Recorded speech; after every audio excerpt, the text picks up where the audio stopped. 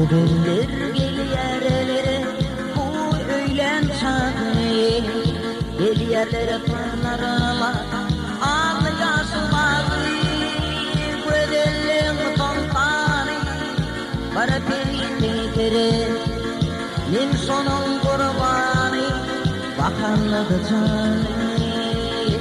göbeller tontanı bara peride min sonun kurbanı bakanlık canı.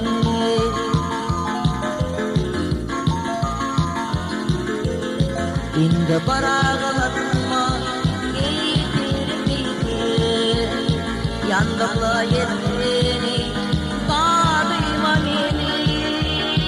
kara konuklarları kara gülgünleri divana koydular adema beni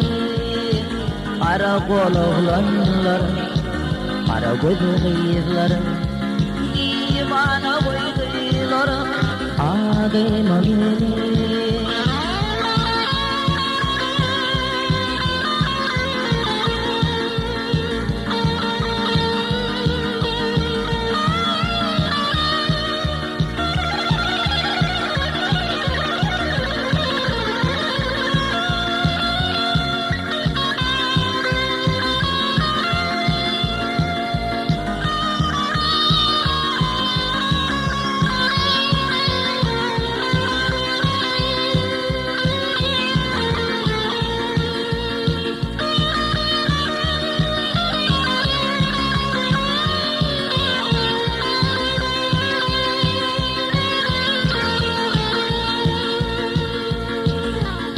Bilmeyen olmayan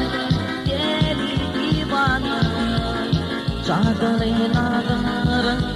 canım birdi bana koymana bilmedin dene dostlarım elmenin yedilim hoş beni bana koymana bilmedin dene dostlarım elmenin yedilim hoş beni bana.